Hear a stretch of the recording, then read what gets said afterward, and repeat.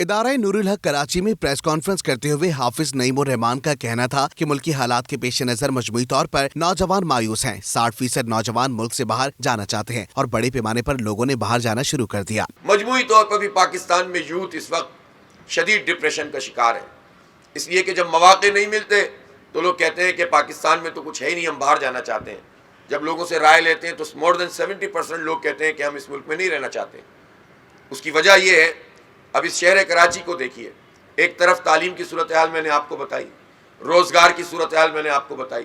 حافظ نعیم الرحمان کا کہنا تھا کہ جب بچے گھر سے نکلتے ہیں تو والدین پریشان رہتے ہیں اور دعا کرتے ہیں کہ خیریت سے واپس آئیں۔ ڈاکو آزاد ہیں، موبائل چھینتے ہیں، خواتین سے زیورات چھینتے ہیں، مزاحمت کرنے پر گولیاں مار دیتے ہیں۔ کوئی محفوظ نہیں ہے۔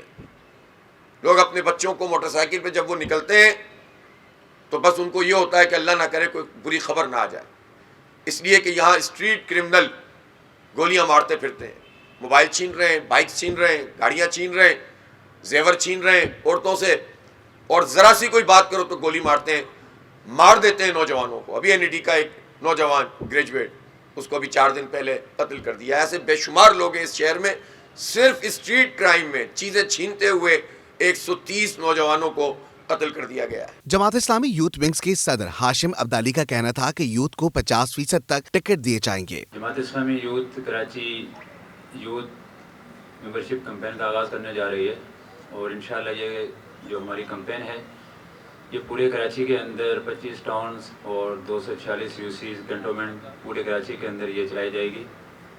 اس کے اندر ہم نے جو ٹارگیٹ یہ رکھا ہے کہ انشاءاللہ ہم پورے کراچی کی جو یوتھ ہے اس کو انگیج کریں گے، ممبرشپ کریں گے اور ان کو جماعت اسلامی کے ساتھ کھڑا کرنے کی کوشش کریں گے۔ آپ کے علم میں ہے کہ تقریباً 60% یوتھ کراچی کے اندر موجود ہے، اور جو حقیقی ہماری مردم شماری ہے اس کے مطابق دیکھا جائے تو تقریباً 1.5 کروڑ کے قریب یہاں کی یوتھ ہے۔